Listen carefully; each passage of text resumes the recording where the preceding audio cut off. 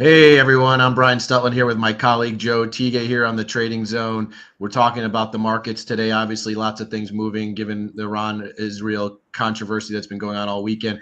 But we want to get right into it for volatility because volatility is on our mind, and that's been moving markets here. So, Joe, if we take a look at it, take a look at the skew in the S&P 500. We always look at that, right, Joe? The difference between calls and puts, the downside put, what people are willing to pay.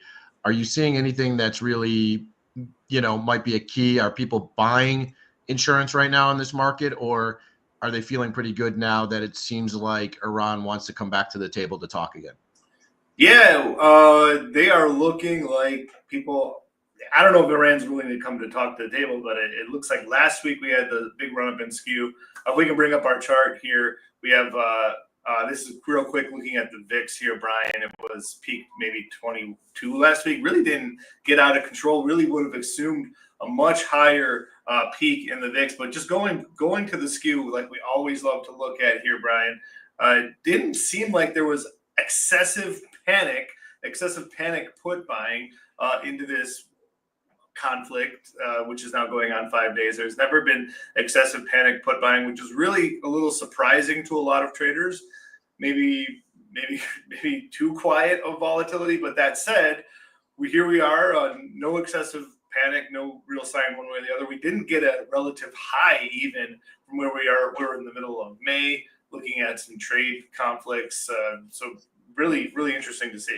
Yeah, I think though the one thing is that you're right. There's no panic in the downside put by, which is very interesting, as if maybe this conflict is quickly comes to some sort of head. But I thought it was interesting that the skew index did make a continual higher low. We keep seeing that for like the last, call it 6 to 9 months, where, if it drops low enough where there's been a little bit of excessive call buying, right? That's what makes the skew go down. It really hasn't been able to, dip below where it was a few weeks ago, but longer term trend going all the way back to last year, we're still kind of on this sort of upward trajectory. So that worries me a little bit, that there's maybe a little bit of concern still out there in the market about insuring a portfolio. And when VIX and volatility get cheap enough down below that 20 level into the mid to upper teens, it's maybe time to buy some insurance on a portfolio. That's absolutely true. And I don't think it's something that means the market can't rally, Brian, with the volatility just having a higher low here on these levels. We're seeing the market just continue to climb these walls of worry. There's seemingly more and more worry. It's just crazy, Brian. Like a week ago, we were saying how crazy the news was. And now we have like the biggest news story of the week after all that crazy of the year. Like many years after all that crazy news. So the market's continuing to being thrown, curveball after curveball, and yet the market still is able to stomach it all. And for me, looking at all the news, there's so much news out there, so much worry out there. The only thing I can really trust, Brian, are these futures and these economic data points where we're, that's where like the real news is. So it's really amazing to watch. There's a lot of scare, there's a lot of fear out there. Oil 74, we're going to get into that later in the day. Market's still basically where we were last week. So the market's still saying, hey, we can get past all this, even though this is really scary news. Yeah. Well, I mean, we've been talking about this the last few weeks, Joe, on the show. Is the market has a dip. Maybe it's the time to then sell a put. We're in the summer months, and we talked about the sell and may go away is really sell volatility. And now we're in the rip territories we're seeing in the markets today, and maybe it's time to sell a call or roll a call that you've been long. That's been the trade really for the last maybe month. So no difference really there. I think the market will give us the clues, though, Brian, because it seems like this was bad news, and the market's kind of buying it. The market will give us the clues when bad news is just bad news, and that'll be just with stock prices lower. So we'll be watching out for that, obviously. People are talking about oil advancing higher. That could be the catalyst to tip these economies over and these stocks lower. When that happens, we'll address it, but we haven't seen that yet. I'm surprised it hasn't, I'll be honest with you. I'm surprised oil's just kind of hanging in here in these mid to low 70s, but we haven't seen this spike in oil. And I think the market's just saying, hey, if oil's under control, this is just going to be Israel versus Iran, and the rest of the world will go on as usual. Well, it is interesting. I saw something come across the tape on the Wall Street Journal that Iran is willing to now come to the table and talk potentially, and try and end this conflict. And we're actually seeing oil. I'm just looking at the screens over here, down below 70 now, dropping down 4.5% on the day at 69, 68. So just below that. And you're looking at the VIX futures curve here. Also, VIX futures curve dropping as we are talking, with the front month now at 19. But when you look at this, obviously, we kind of traded up really just above where we were a week ago, back to that sort of mean reversion.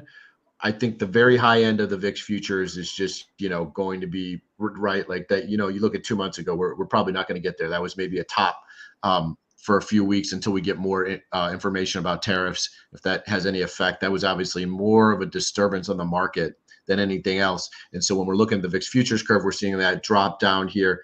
Maybe that red line area where we are right now, it's dropped. Maybe that now kind of becomes an area to look at as a sell vol a little bit area. And the buy vol is maybe where we were a month ago, which is about where the VIX futures are trading at now, down to front month down to 19. So a little bit lower here. Probably a buyer of volatility at some point here as it kind of things come off and things sort of calm down a little bit. It really is amazing to see where futures were 2 months ago. But I think we did a good job of scalping it, didn't we? Yeah, no question about it. Even recently, looking at that wall of worry we saw last week, I want to pat ourselves on the back. I'm not supposed to talk about our returns, but feel free to go take a look at the Rational Equity Armor Fund and the Catalyst Hedged Equity Fund. You'll see how we've done in those areas. But yeah, it seems to me like this 21 area and the 16 area, I expect these futures to be living in here. Yeah. Short of anything catastrophic. We saw something catastrophic and we're still kind of living in there. Yeah. I think that's a great range. That's what I would be looking at. Get down to 16, buy it. Get up to the 21 area, sell it.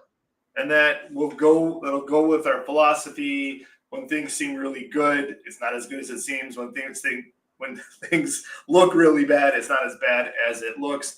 That's got to be how we're going to be looking at this. And honestly, like Brian, last week, we were talking about, isn't it crazy? We had this Musk-Trump fight, and that was the craziest news story ever. And we're not even talking about that now today because we're talking about these protests and these rallies, and that seems like years ago. So these weeks are years right now in 2025. It's just absolutely amazing, and yet we're still not seeing VIX climb above 21. We're still seeing this continued march forward. So there's just so much going on, and probably going to be moving on to the next thing before we even know it, Brian. We got the G7 happening this week. Yeah. We got the Fed happening this week.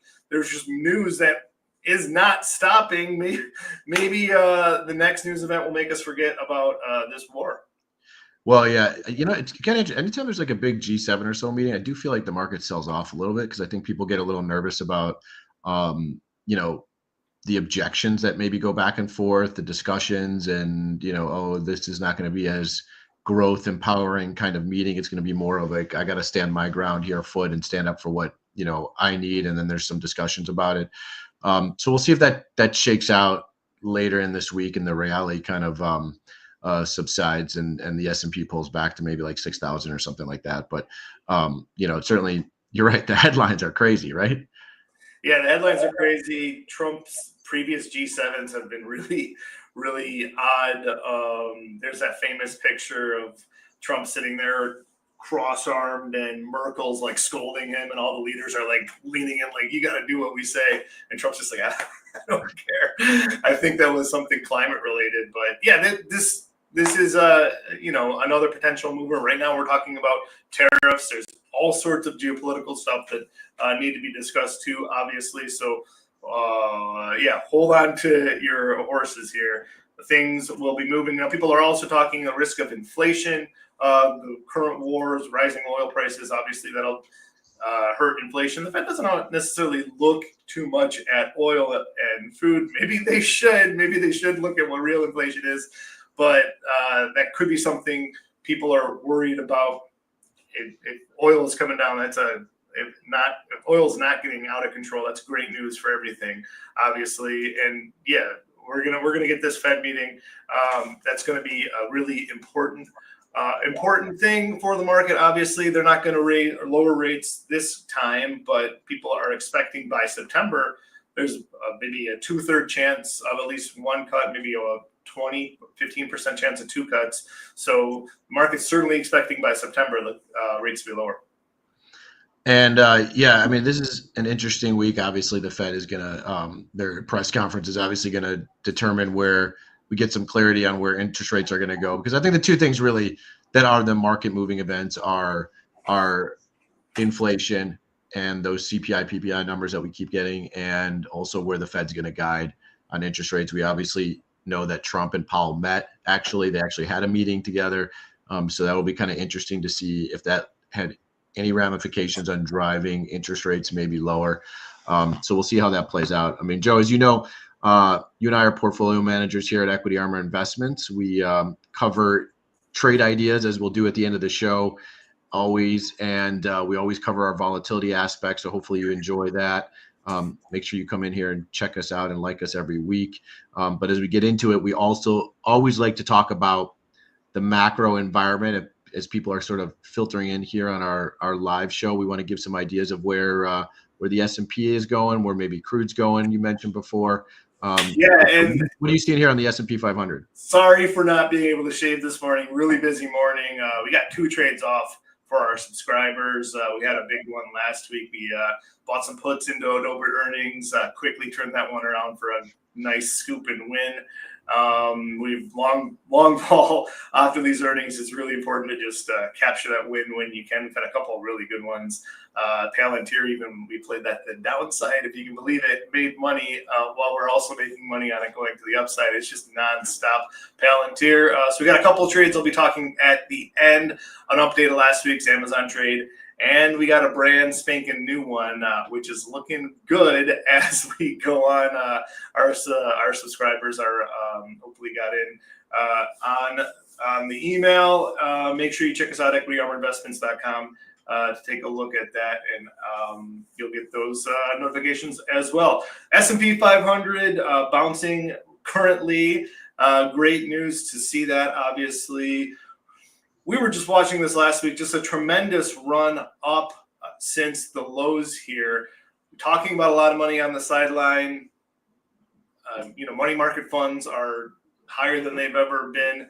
Does that mean people are underinvested? It's hard to really dive into that and really say for sure, but that could mean that some portfolio managers are underallocated. We got the quarter ending. That's why last week we were kind of bullish heading into the quarter end. We bought some calls there. I think similar strategy might be in place, even though we saw this big, massive disruption late last week.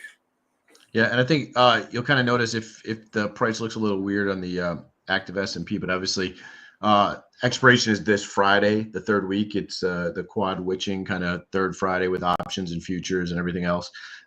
So the active contract in the S&P has switched over now to the September futures contract. And but when you take a look at it, we still have to remember that on the old contract in June, 6,000 is a big number on the S&P. It kind of big round hole numbers like that sometimes act as a magnet as you get into the main expiration, which is this Friday. So we'll kind of see how that plays out. And it's a weird expiration too, Joe, with Juneteenth just before it. So yeah, it's almost like you don't really have a trade before the market opens on Friday morning. So this will kind of be interesting, and to see if this market will the futures will be open. They'll settle in on that cash rotation. But yeah, that's going to be interesting. Yeah, weird quirky week here, but we'll see if the market's back off at that big number of 6,000, or if now we've kind of gotten a catalyst event to come and go. And if Iran is really coming back to the table to maybe talk about things here, then maybe we just blow through 6,000 here and move away from it. Yeah, and the NASDAQ, same kind of story. We got 2,200, maybe is 22,000. It is 22,000. Yeah, this thing has just been on the bigger tear. We're closing on these all-time highs. The triple Qs look a little bit closer. you'd love to see it. I mean, we're coming back. This might have looked like a double top. Now we're coming up again a third time. Don't usually see triple tops. That'd be pretty rare. Love to see this new all-time high. The economic data can support it. If interest rates are coming down, I mean, there's so many things coming together at once. They seemingly keep on getting interrupted by these news stories. But we got the budget, we got the tariffs, we got interest rates. They're just all happening at the same time. Love to see peace deals. Obviously, that would help everything out too. But if we can get these things together in the market, I think we'd have a much easier time racing through these all-time levels. But I mean, what do you feel about tech? I mean, we got the NASDAQ up here. Let's just talk about AI tech. Is the momentum still to the upside here, really? I mean, it doesn't matter what the geopolitical situation is. Is AI here to stay? And sort of any dip now is just met with a buying opportunity, especially in the NASDAQ 100, which is so tech heavy. I'm a firm believer, as you know, Brian, if anybody's watching our show, that the AI trade is here to stay. We are still in the early innings of this AI trade. We're still really in the hardware build out. There's a couple of software companies like Palantir breaking through, but we're still in the hardware build out. The Mag 7 really is dominating the software side. It hasn't really found really huge money makers, but I think we're getting closer and closer. And they're spending these big bucks, these billions and billions of dollars to build out these data centers. I think they have a good idea of what the future is looking like. I don't think they're just wasting that money left and right. And again, it's not these small companies that are borrowing on leverage or new IPOs that are doing this. These are the big Mag 7 companies that have tons of cash as it is. So it's not really going to be damaging if it doesn't play out. But I'm very confident that they know what they're doing and they will be seeing benefits to those investments as we go forward. So yeah, I'm a big believer of it. I think this tech wave has really extended this rally and really given us a new life in the economy, in the U.S. economy, which is really exciting to see. So yeah, obviously you know where I'm at here. Yeah, I think when you look at 22,000, it could be a magnet for this week for expiration for the NASDAQ. Is again a big round whole number to maybe trade back and forth around. But ultimately, you look at this chart, and I think it's still upside. I think we saw a little bit lower highs as you kind of drew right there. I think if we sort of break through that previous lower high, I would really want to be a buyer and probably own some upside calls. At that point, because volatility will probably have come off, it'll probably have come down. Those calls will be cheap. So you're looking, 22,000, let's call it 600 or 700, and it's already up, but I actually become even more bullish. Yeah, 100%. And on these pullbacks, I think for me the play is to sell some puts, collect some premium, get in these names at lower levels. So that's how I'd also be playing it. The one caveat I would say is, timing is everything. Maybe we just need a little bit more consolidation here, Brian. We might consolidate. The summer months often are, slower months. Maybe we'll consolidate through August and then pick up in September again. That seasonality that often seems to happen sometimes. Yeah. So, I know a lot of the times on the show we talk about the semiconductors because they lead the market, but I'd love to just kind of skip ahead here to oil. We've been on the show now here 20 minutes or so and want to get into it. There's the oil spike chart because I think this is important. This is maybe the one thing. This is the one thing that maybe is a speed bump to the economy. But I don't know. Like, what do you see with that? JP Morgan saying if the worst case scenario in oil is 125, I think, or maybe some people are saying even worse. So yes, that would be very bad. If we did see oil at 125, look at your current price here. We're touch below 70 for a second. We're back at 70. So maybe good news here coming for oil. Yeah, but the 115, 120 worst case scenario, of course, is with the Strait of Hormuz closing. Is it possible? Is it likely? Who knows? I think that is the JP Morgan worst case scenario with Strait of Hormuz closing. That shuts off about 20% of the world's exported oil, closing that strait. So that's obviously going to make oil much, much higher. So that is interesting. I think there's a lot of reasons why Iran would do that, a lot of reasons why Iran would not do that. I think which what we're weighing here. I think some of their allies Iran's allies, some of their best friends, would also be harmed by closing off that strait. So I think that's why they have not done that to Yeah, I think they're a little handcuffed. Could you bring up the live chart on that a little bit? Because it was interesting. Yeah. Kind of looked like a double topping kind of formation. Yeah, right here. What's that lower level area right there in oil? Is that just at like 71-ish? Kind 69 of looks like, area previous high. Oh, you wanted to see? Yeah, this level up here. yeah, right there. I think Right here, maybe 71 and a half. yeah, I think this is kind of a key breakdown now. Like, so I'd almost put a short on here in crude with a tight stop right at that level. Obviously, if it can't sort of maintain its downward back trajectory, I would want to be stopped out, and then actually I'd almost become very bullish on oil, crude oil moving higher. But I think until then, it looks like maybe we kind of broke down off its highs, right? Yeah, the volatility here though is really high. Their volatility in oil is like the VIX. The higher it goes, the higher the volatility gets. So yeah, this is a tricky spot to be in for sure. Energy stocks, I think that's kind of how we're playing it, Brian. They move a little less sensitive to the direct daily movement in crude here, but yeah, they should have some increased volatility also. Yeah. All right. But so obviously we're watching. Last week we talked about this though before all this trouble, of course, and we were just pointing out this breakout right here. We were saying this is breaking out last week. Look out! This is something to be watching for, and maybe somebody knew something or not, but this was already on the rise. Yeah, it was. I mean, somebody was buying up oil contracts, actual physical oil or whatnot to sort of create that bottoming pattern that you saw there, and then we got the spike. But again, maybe we've come off that. Maybe the spike has just been so quick and nasty that it's done. Obviously, gold, another thing here. It's the sort of the inflation hedge that's been working for people for the last really 4 or 5 years. Is this about to top out though, or you think there's more upside here?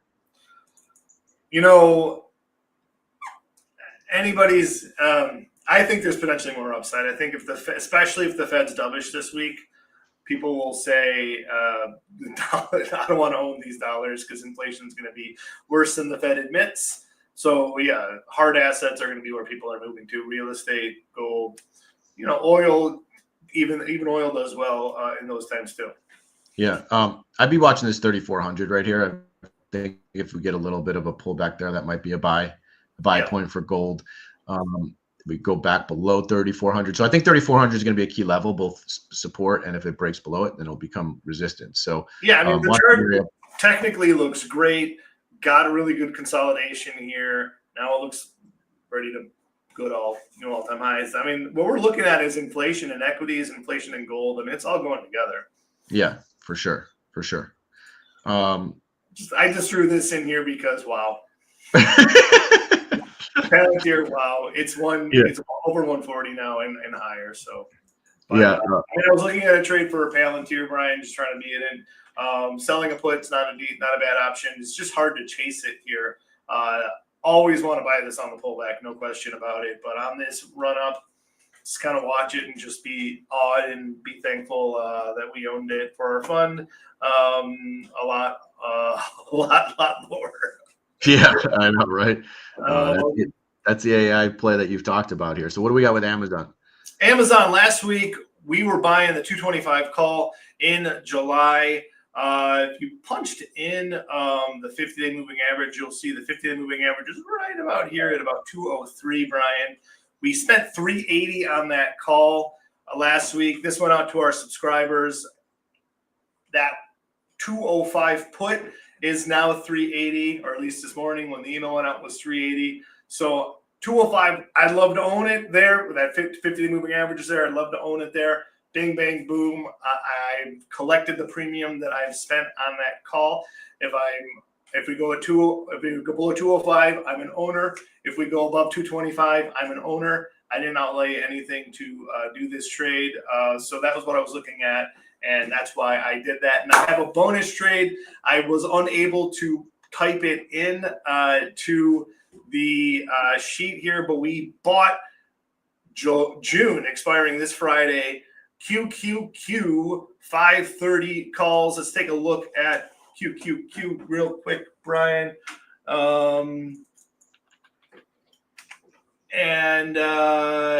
These are obviously looking pretty good. These are in the money. I'm expecting for a further rally, limiting the risk. Obviously, here, Brian, 640 was the cost of these calls. So people can buy QQQ. I can buy QQQ, or I can buy these calls. Very similar risk outlay. I'm only risking maybe 1% here for the rest of this week. 1.25% for the rest of this week. And I get most of that upside, absolutely, if we were to continue rally here. Yeah, and as we wrap up, if you're a subscriber, you'll get an email alert when we want to take this trade off. This is obviously a weekly option, so I'm sure there's a good chance we don't hold it all the way to the expiration point, right? We kind of usually trade manage these very short-term options.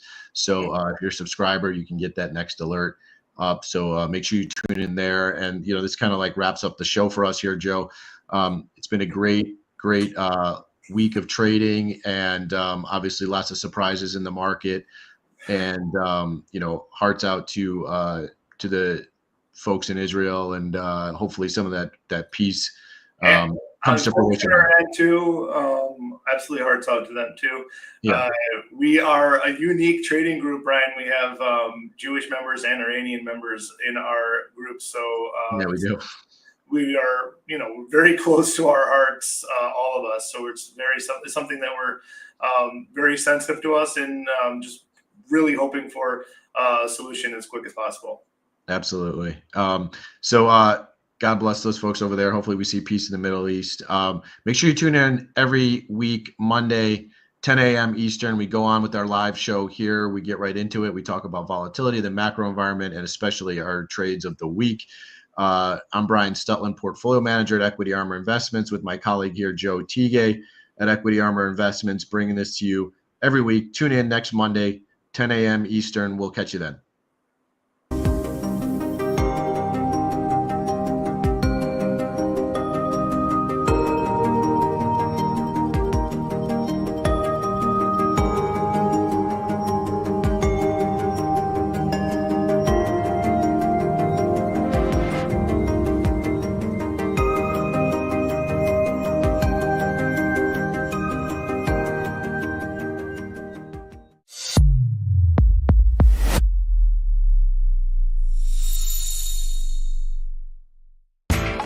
You know how the financial world goes. Here comes the buzzkill. Please make sure to take some time to read this boring disclaimer. We will owe you one.